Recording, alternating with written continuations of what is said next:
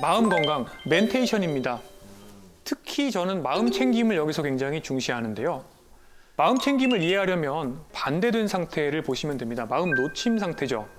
정말 목적 없이 스마트폰을 스크롤하거나 쇼폼을 계속 보면서 자극을 탐닉하는 상태에 가깝죠. 이것은 마음 챙김에서 가장 멀어져 있는 마음 놓침 상태라고 볼 수 있습니다. 마음 놓침 상태가 계속되면 이것에 걸리기 쉬워집니다. 바로 치매입니다.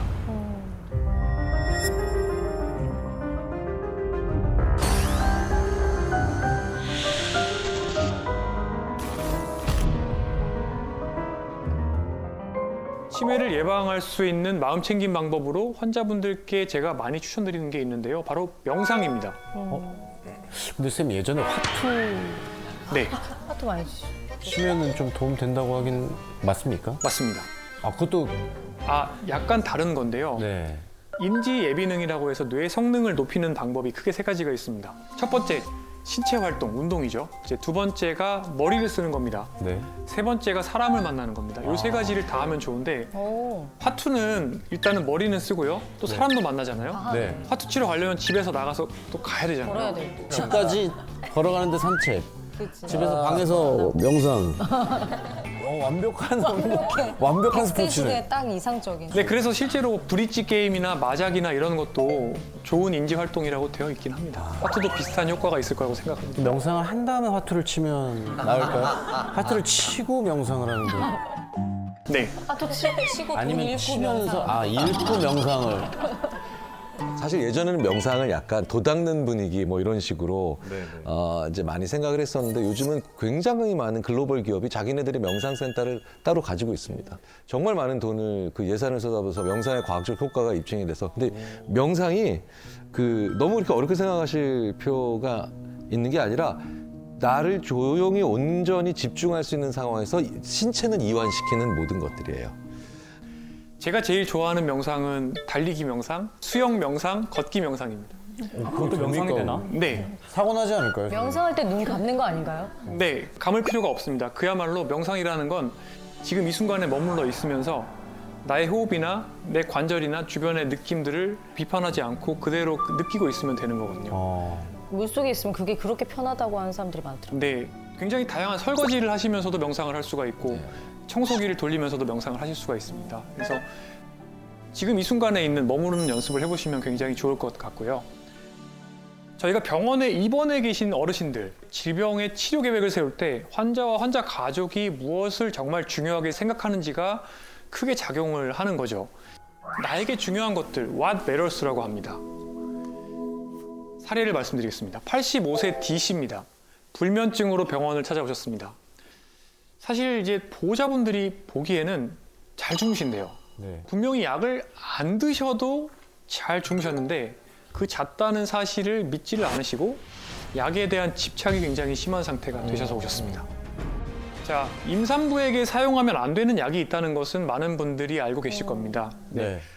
마찬가지로 약 중에서는 노쇠한 어르신들에게 문제를 일으키는 잠재적인 노인 부적절 약제라는 것들이 있습니다. 그중에서 제가 정말 미워하는 약이 하나 있는데요. 뭐예요? 단기간만 사용할 수 있는 수면제죠.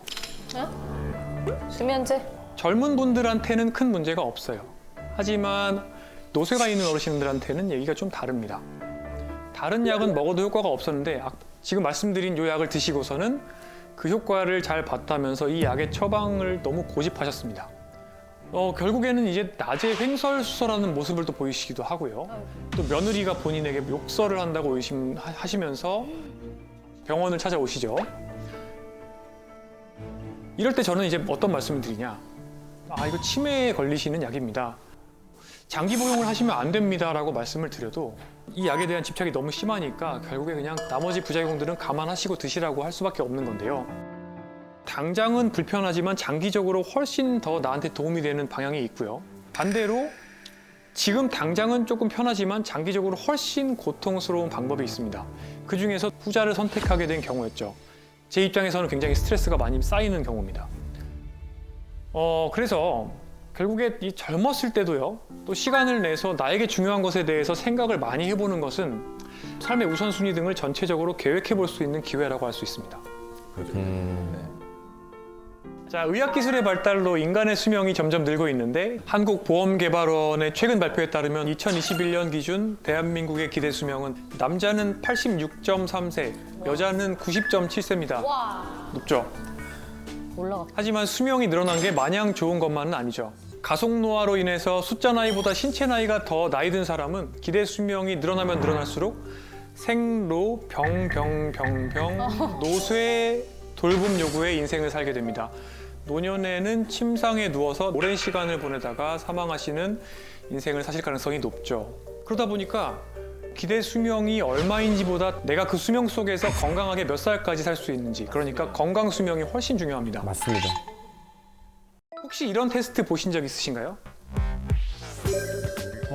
한번 해보실래요? 팔꿈치가 닿게 하면서 나 코까지 나오는 것 같은데, 코까지? 뭐야 이게?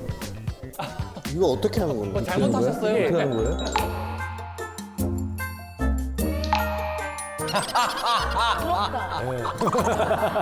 회장님 한번 보여주시면 안 됩니까?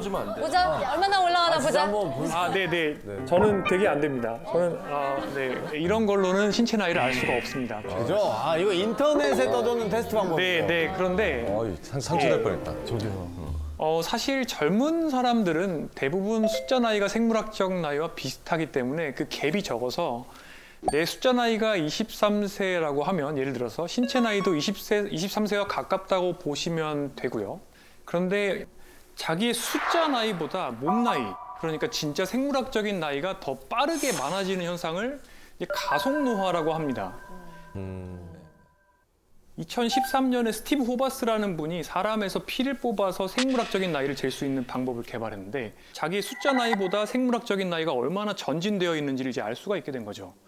그래서 어떤 사람은 1배속으로 나이가 들고 있고 어떤 분들은 이런 것들이 이제 빨리 가고 있는 분들이 일종의 가속노화를 경험을 하는 거라고 볼 수가 있죠.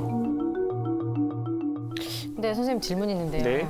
저희가 이제 동갑이잖아요, 선생님이랑 네. 저랑. 근데 누가 봐도 제가 동생 같잖아요. 그렇죠. 부럽습니다. 이게 동안이면 노화 속도가 좀 늦춰질 수 있을까요? 동안인 사람이 노화 속도가 향후 늦춰진다라는 증거는 없습니다만 동안인 사람은 그러니까 저속노화를 그동안 경험했을 가능성이 높아 보입니다. 하지만 얼굴의 노화 정도는 그 사람의 얼굴 윤곽이나 또 피부 관리 여러 가지가 이제 그 좌우가 될 수 있기 때문에 그거 하나만 가지고 그 사람의 생체 나이가 더 빠르다 느리다를 판단하기는 개인적인 수준에서는 어렵다고 볼 수 있습니다.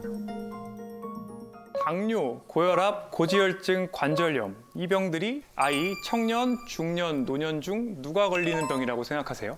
3, 40, 50대? 하긴 먹는 게 달라졌으니 네. 고지혈증 이런 건 중년에도 많이 생기는 것 같아요. 네, 원래는 어르신들이 걸리는 병이라고 생각을 했습니다. 그리고 요즘에는 이제 중장년층의 병, 성인병이라고 얘기를 많이 했었죠. 이런 당뇨, 고혈압이 최근에는 20, 30대에서 굉장히 빠르게 증가하고 있다고 합니다. 우와, 너무 빠르다. 지난 10년 동안 5, 60대에서 당뇨 증가율이 한 69% 정도가 됐다고 하는데 하지만 20, 30대에서는 73%, 약간 더 많이 더 빠른 속도로 증가를 했습니다.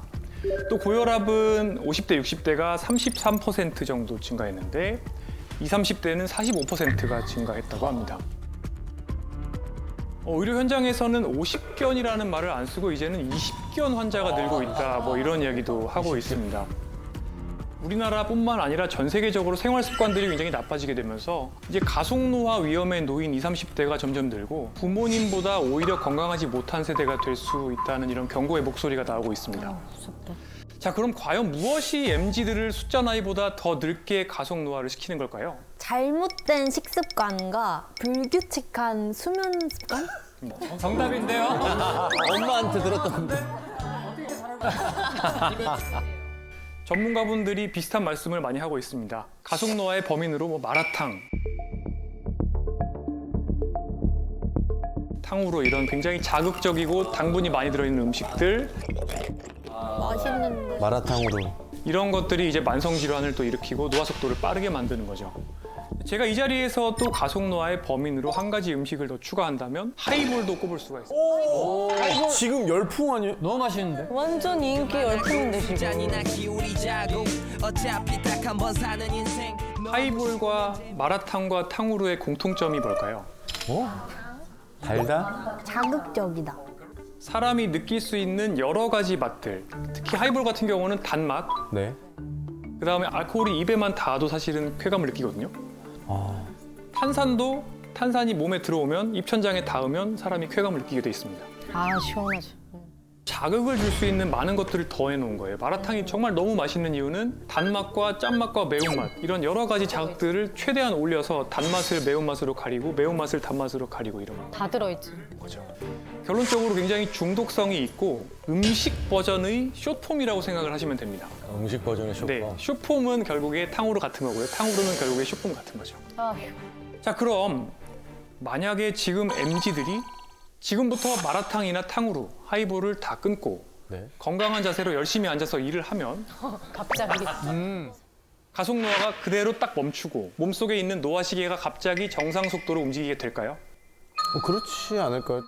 저는 사실은 마라탕으로 뒤에 숨어서 우리 MZ들을 가속 노화시키는 진짜 범인은 따로 있다고 생각합니다. 뭐예요? 스트레스? 네, 바로 지옥철과 꽉 막힌 도로 위에서 보내는 긴 출근 시간이 가속 노화의 한 가지 원인이라고 저는 생각하고 있습니다. 긴 출근 시간요? 네, 왜요? OECD 회원국들의 평균 출근 소요 시간이 28분입니다. 30분. 생각보다 짧네. 가깝네. 28분이 이게 왕복이에요. 엄청 가깝다 그럼. 네, 어머. 쾌적하네. 15분 도시라는 단어 들어보셨죠? 15분 도시? 집에서부터 15분 내에서 여러 가지가 다 해결이 돼야 되는 거예요. 많은 선진국들에서는 집주 근접의 개념을 통해서 15분 내에 출퇴근 시간을 확보하는 것을 목표로 하고 있죠. 그럼 여기 계신 분들 중에 15분 내에 출퇴근하시는 분이 계세요 혹시? 15분이 있다고? 좀 계신데요? 출퇴근이나 아니면 학교, 등교 네. 포함. 진짜 이분들 꽤 중에 있으시네. 5분도 안 되시는 것 같은데. 그렇죠. 제가 오늘 이 자리에 오신 분들의 출근 시간을 미리 확인해 봤는데요. 네. 1시간 32분 편도 또는 1시간 12분 정도. 멀리서 오셨네.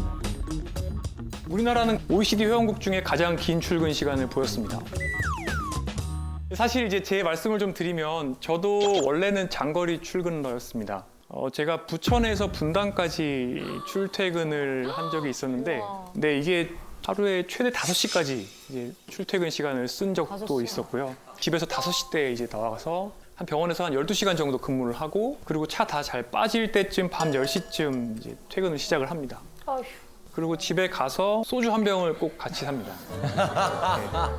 본인이 하지 말라는 거를 본인이 하시고 이렇게. 네, 맞습니다. 제가 아주 뭐 이렇게 승려처럼 산다고 생각하시는 분들이 많아요. 근데 근데 들어보니까 되게 빨리 늙으실 것 같은데. 부끄럽습니다. 네, 그래서 딱 집에 들어가서 이게 다 먹은 다음에 거의 때려 마시는 거죠. 자려고 드시는 예, 거예요? 지금 빨리 자야 되니까. 그러고서는 이제 아침에 일어나서 그걸 반복을 하는 거죠. 결론적으로는 이제 몸이 이제 점점 붓기 시작하고 코골이도 생기고 고혈압도 생기고 목 디스크도 생기고 딱 6개월 하고 그 직장을 떠났습니다. 네, 이직을 선택한 거죠.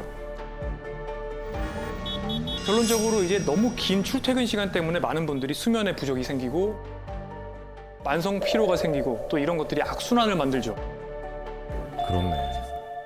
그러면은 이게 출퇴근할 때 가장 이상적인 시간은 어느 정도 될까요?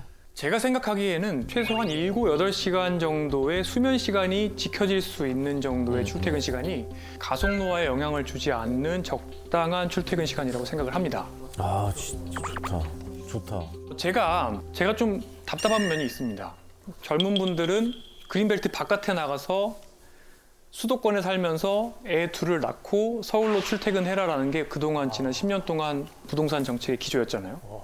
그런 상황에서 제 생각에는 집에 오면은 제가 경험했던 것처럼 당장 급하게 먹고 자기 바쁩니다. 그 상황에서 내가 건강하게 음식을 요리를 하고 상을 차리고 다양한 재료를 먹고 이렇게 할 힘이 없습니다. 그래서 결론적으로는 간단하게 빠르게 또 먹을 수 있는 배달 음식을 먹게 되고 더 자극적인 음식을 먹게 됩니다. 그러고 나서 이제 나의 등과 침대는 일체화가 됩니다. 핸드폰하고 여기서 그렇죠. 이 자세로. 핸드폰으로 이제 쇼츠를 쭉 보는 거죠. 쇼츠는 또 슬롯 머신 같기 때문에 나한테 딱 맞는 알고리즘이 네. 가장 내가 좋아하는 도파민이 나오는 것들을 끊임없이 추천을 해줍니다. 그러니까 이런 도파민들을 즐기다 보면 벌써 자정이 넘습니다. 그 상황에서 아이를 가질 수 있을까요? 아, 쉽지 않을 것 같아요. 여유가 없을 것 같아요. 마음의 여유도 그렇고 힘들죠. 물리적으로도 그렇고. 어떻게 보면은 이 가속 노화는 저는 그래서 우리나라의 저출산, 저출생 문제와도 엮여 있다고 생각을 하고 있습니다.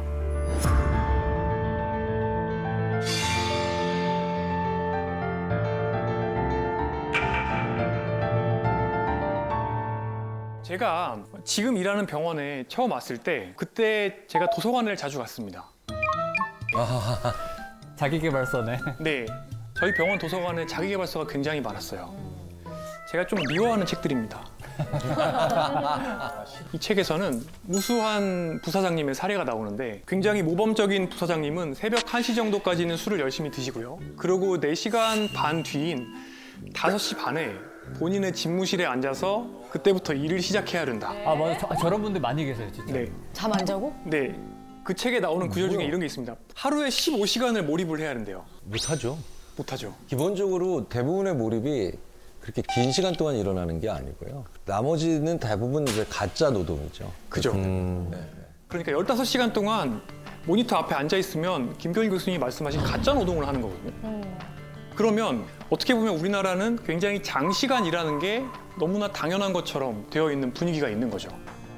자, 그래서 결론적으로 말씀을 드리면 하루에 우리가 24시간이 있습니다. 그 24시간 중에 긴 출퇴근 시간이 있고요. 또 과도한 업무 시간. OECD에서 우리나라가 가장 일 많이 하는 나라로 손에 꼽힙니다. 저는 이 시간들을 제외하고 나를 위해서 쓸 수 있는 남은 시간을 가처분 시간이라고 불러요. 어떻게 보면 일하는 데 쓰고 필수적으로 쓰는 거 말고 나를 위해 쓸 수 있는 시간인 거죠. 실은 이 가처분 시간을 활용을 해서 건강하게 자고 먹고 운동을 하는 게 결국에 가속노화를 막는 방법이에요. 저한테 이제 악플 다는 분들이 있거든요. 뭐라고 달아요? 뭐라고 달길래? 아, 그게 내가 몰라서 못하냐. 맞는 말씀입니다. 맞아. 네, 정말 맞는 말씀이죠. 몰라서 못하시는 게 아니라 현실적으로 일단은 가처분 시간이 부족하고 동시에 이 가처분 시간을 활용하는 방법도 왜곡되어 있는 경우가 많아요. 어떻게 보면 절대적인 가처분 시간이 부족한 상황에서 더 열심히 살아야 된다는 또 N잡을 하기도 하고요. 나를 돌볼 시간에 뭘 또 공부하기도 하시고 이렇게 자신을 스스로 학대하는데 아까운 가처분 시간을 낭비하는 분들도 많아요. 이렇게 하다 보면 진짜로 남는 진짜배기 가처분 시간이 너무 짧죠. 이 스트레스를 빠르게 풀기 위해서 결국에 우리한테 도파민을 주는 담배, 술, 숏폼 이런 것들을 찾고 결론적으로는 자극에 쩔여진 뇌를 가지게 됩니다. 이런 생활 습관에 이제 익숙해져 버린 사람들한테 건강하게 운동으로 스트레스를 풀어라. 렌틸콩밥 드세요. 뭐 이렇게 얘기를 하면 그 자체가 스트레스입니다. 그렇죠. 이제 너나 먹어라. 이런 걸 먹느니 스트레스가 더 받는다. 결론적으로는 이제 건강한 생활 습관이 노제 민생이라고 많은 분들이 생각을 하는 거예요. 그러다 보니까 점점 더 자극성이 높아지게 되는 삶을 살게 되고 그 결과로 이제 MZ세대 가속노화의 범인이 마라탕우르가 된 거죠. 어떻게 보면 마라탕우르라는 건 어떻게 보면 표면에 드러나 있는 현상에 불과하고 뭐든지 빨리 더 많이를 외치는 이 가속사회죠. 우리 사회는 정말 가속사회라고 볼 수가 있는데 이 가속사회 속에서 우리 모두가 내 숫자 나이보다 더 빨리 늙는 그 가속노화를 경험할 수 있다는 것을 사실 이해를 하셔야 되고 압력솥 같은 우리 사회의 시스템 전체가 바뀌어야 된다는 거를 이 자리에서 다시 한번 말씀을 드리고 싶습니다.